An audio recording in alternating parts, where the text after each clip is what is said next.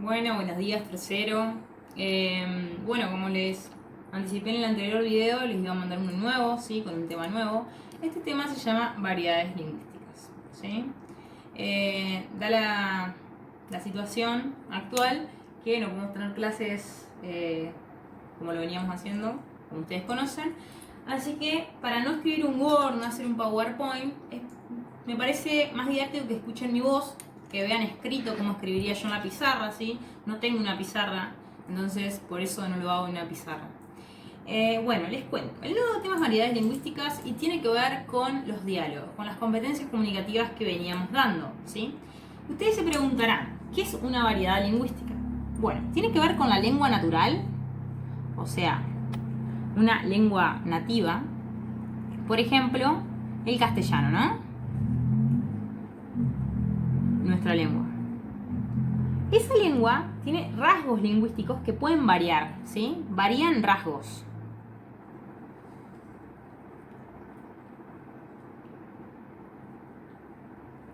¿Quién hace que esos rasgos varíen? Puede ser una comunidad. Y esa comunidad va a tener hablantes que van a estar relacionados de distintas maneras. Socialmente, por ejemplo, una misma clase social. Geográficamente, por ejemplo, habitantes de una misma provincia. Por ejemplo, no es lo mismo como habla un misionero, un correntino, un chaqueño que un entrerriano, que un porteño, ¿sí? No hablamos de la misma manera. O también culturalmente. Estas son las características que van a tener en común esas comunidades que van a hacer que varíen los rasgos en la lengua, ¿sí? Les doy un ejemplo geográfico para que sea fácil. El correntino no dice lo compré, dice le compré, ¿sí? O sea, eso se llama leísmo, ¿sí? Nosotros no lo utilizamos, pero para ellos está bien porque es una variedad geográfica, digamos. Bien, sigamos. Nosotros en estas variedades lingüísticas vamos a ver dos puntos. El primer punto va a ser los registros. Piensen, ¿cuántos registros conocen ustedes? Bueno, existen dos tipos de registros. El formal, que es el que empleamos, por ejemplo, cuando vamos a pedir algo en alguna entidad, cuando tenemos que hablar con Silvana, ¿no? Cuando tenemos que hablar con la profesora, cuando tenemos que hablar con algún adulto, ¿sí? Y después tenemos el informal. Ese es el que empleamos cuando hablamos con nuestros amigos, ¿sí? Con personas de nuestra misma edad, con nuestros hermanos. Bueno, bien. El registro lo que va a hacer es, a ver, disculpe que me trae. ¿Por qué vamos a usar el registro formal o por qué vamos a utilizar el registro informal? Depende de la cercanía o de la lejanía, ¿sí?, que haya entre los hablantes.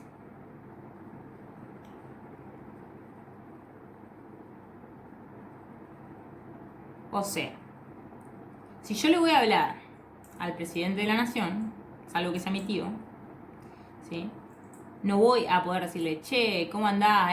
¿Vos todo bien? ¿Sí? ¿Se entiende? En cambio, si le voy a hablar a mi amigo de toda la vida, le puedo decir, sí, che, ¿sí? Sin nombrarlo. ¿Todo bien? Todo, no sé, esas palabras que utilizan ustedes hoy en día, turbina, por ejemplo. Bueno, le utilizan el uski o terminan esas terminaciones medio raras o buenardo y todo eso, ¿sí? Entonces, eso va a ser un registro informal de ustedes. Bien, entonces, depende de la cercanía de los hablantes, va a ser el registro que yo voy a utilizar, formal o informal, ¿sí? Si hay mucha confianza, yo uso el informal, con confianza, y sin confianza, uso el formal. El formal denota respeto. Los dos pueden denotar respeto, pero el formal es el que más respeto denota. Bien, esos serían los dos registros. Bien, en la fotocopia, en realidad ustedes lo van a ver virtualmente, yo escaneé la fotocopia con la que íbamos a trabajar, ¿sí?, en la cual está definido lo que es registro, pero se los quería explicar con mi voz, ¿sí?, con mis formas, con mis ejemplos.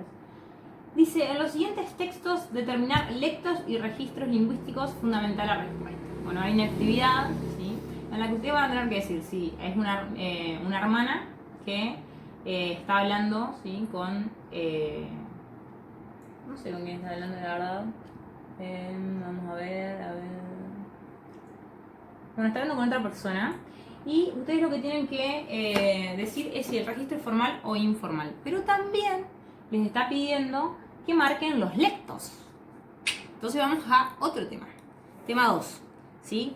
La variedad lingüística se compone 1 por registros, 2 por lectos. ¿Sí?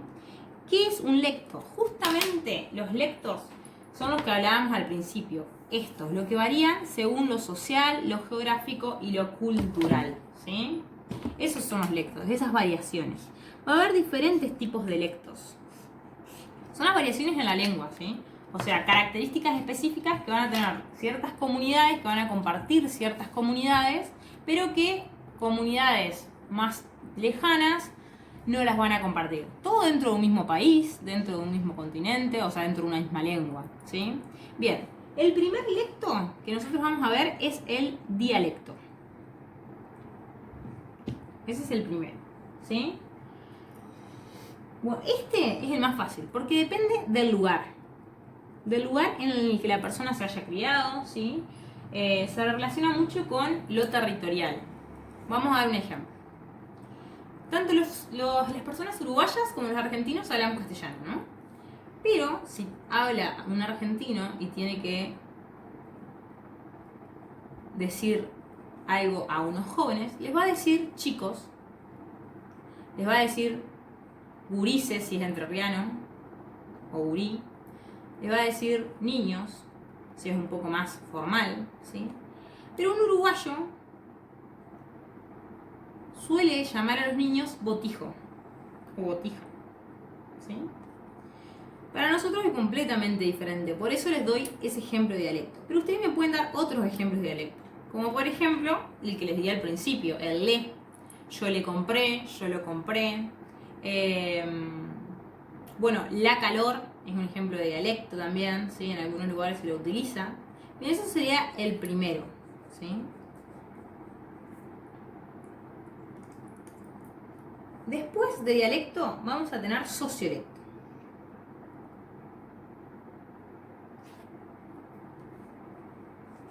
Bien, el sociolecto depende del grado de formación cultural, o sea, del nivel educativo que alcanza una persona. Bien, tiene que ver con lo social más que nada, ¿sí? No, a ver, no es lo mismo decirle, bien, como ejemplo de sociolecto, no es lo mismo decir pieza que decir cuarto o que decir habitación, ¿sí? La gente más educada suele utilizar la palabra habitación, ¿sí? Porque pieza puede referir a varias cosas, por ejemplo, a una pieza de Lego, a una pieza de algún artefacto, ¿sí? Bien, eso tiene que ver con el sociolecto. Otro ejemplo de sociolecto que a ustedes se les puede ocurrir, vamos a pensar un poquito. Ahí se me ocurrió otro ejemplo. Otro ejemplo que no lo voy a escribir porque no me da la hoja es, bueno, las personas de alta sociedad no tildan bebé correctamente, ¿sí? No dicen, bueno, lo voy a escribir acá, no dicen bebé. ¿Cómo está el bebé? Cuando preguntan por un niño chiquito, recién nacido. Dicen, ¿cómo está el bebé? ¿No? Tildan acá, que nosotros no debemos poner la tilde, o sea, hacen una tilde acá. ¿Cómo está el bebé? Yo pensaba que no era real, pero lo he escuchado, sí, muchas veces. Y así se diferencian de otros niveles socioculturales, porque ese es el fin más que nada de los lectos. Otro ejemplo puede ser decir vamos a comer todo el tiempo o decir vamos a almorzar, vamos a cenar, especificar, ¿sí?, lo que vamos a hacer.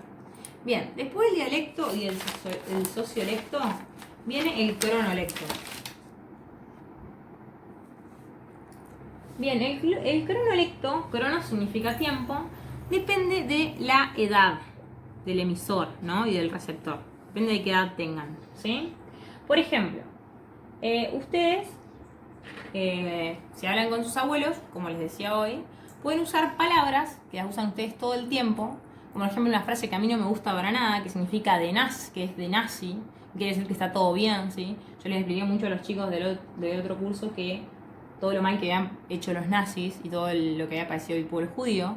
Bueno, si le decimos a un abuelo de nazi, ¿sí? De nazi, no nos va a entender. Si el abuelo te dice, ay, ¿te gustó?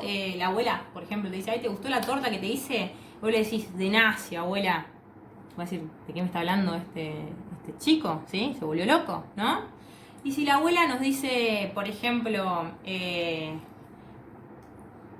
algo que tenga que ver con... nos dice señoritos, por ejemplo, el señorito, ¿sí? O habla de su novio y no va a hablar de chongos, como ustedes utilizan mucho la palabra chongo, crash, más que nada, un crash, que no sé bien qué significa, pero bueno, tiene que ver con esas personas que les gustan. Ellos van a decir su acompañante, ¿sí? Bien, eso tiene que ver con el cronolecto, esas son las diferencias. Después del cronolecto vamos a tener el idiolecto. Este es especial, súper especial, el idiolecto. Porque tiene que ver, justamente con esta parte idio, tiene que ver con nuestros pensamientos, nuestras ideas. Son palabras que nosotros utilizamos constantemente. Ustedes van a decir, no sé, por ejemplo, Agustina Gómez usa constantemente tal palabra. No sé, no los tuve tanto tiempo para saber qué palabra, si no puedo dar un ejemplo. O, no sé, a ver, Nico usa tal otra palabra, ¿sí? Entonces, yo utilizo mucho bueno, ¿sí? Son partes de mi idiolecto. Bueno, ajá, claro, ¿sí? Lo utilizo mucho. Pero otros pueden ser arre, ¿sí? Arre se utilizaba antes. No sé si se sigue utilizando, la verdad, en mi adolescencia. Arre. Re que era, se utilizaba también. Y ustedes me van a poner ahora en algunos ejemplos, cuando hagan los ejercicios, lo que ustedes utilizan constantemente. Ustedes van a decir, bueno, mi amigo, por ejemplo, utiliza mucho tal idiolecto. O sea, tal palabra, no sé, habla, dice dos palabras y termina diciendo arre, arre que era, ¿sí? Ajá, bueno, ¿sí? ¿Se entiende? Es una repetición de ciertas palabras que pertenecen más que nada a esa persona. Después tenemos el tecnolecto. Tecnolecto se refiere a las técnicas científicas, ¿sí? que constituyen códigos de comunicación, ¿sí? Tiene que ver con lo científico. No habla igual un médico, un farmacéutico, que nosotros. ¿Cuántos términos científicos tiene un médico que nosotros no conocemos? Por ejemplo, colonendoscopía, sería un término científico para un análisis, ¿sí?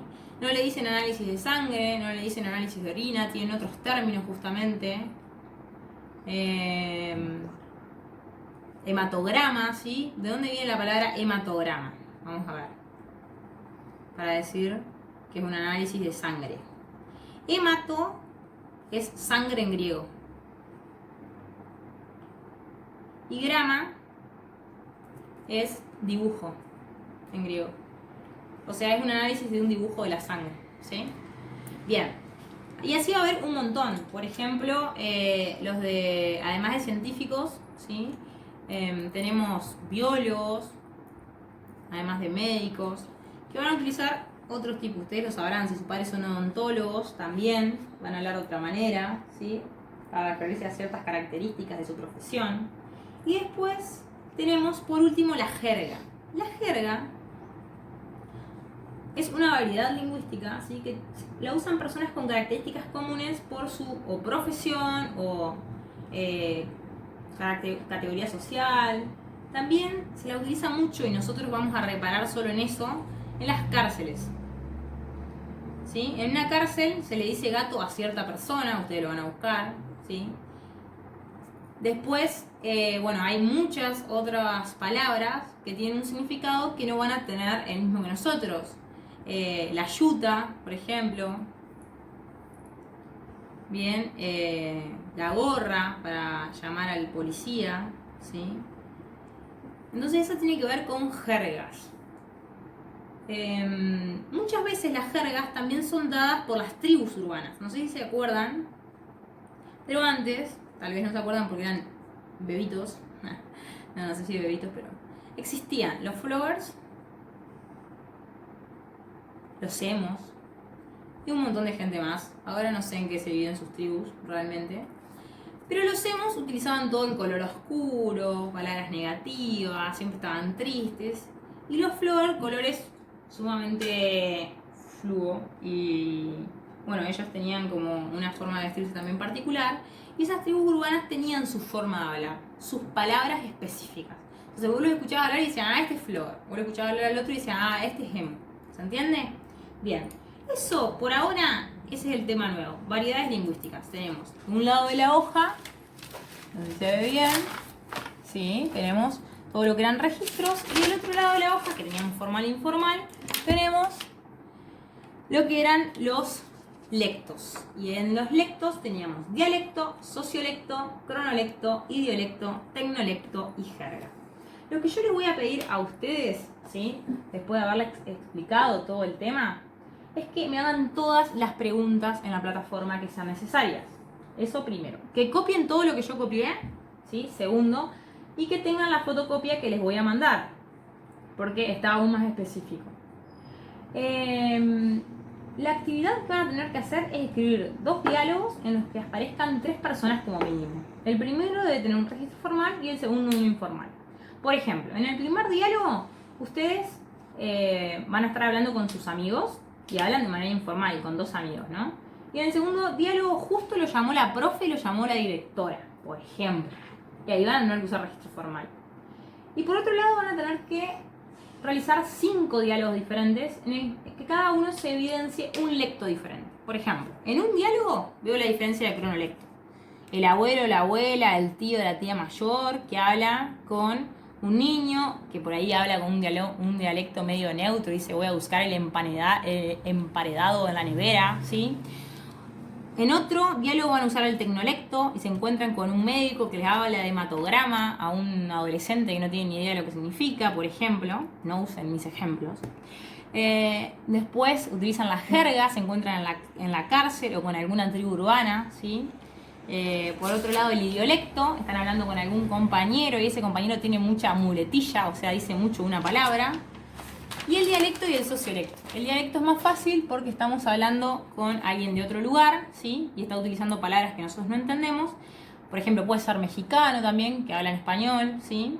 Y el sociolecto, bueno, como les dije antes, tiene que ver con la educación que tenga una persona. Utiliza ciertas palabras, ciertos sinónimos para hablar sobre el tema. Bien, y eso es todo, está todo en la plataforma. Les mando un abrazo enorme.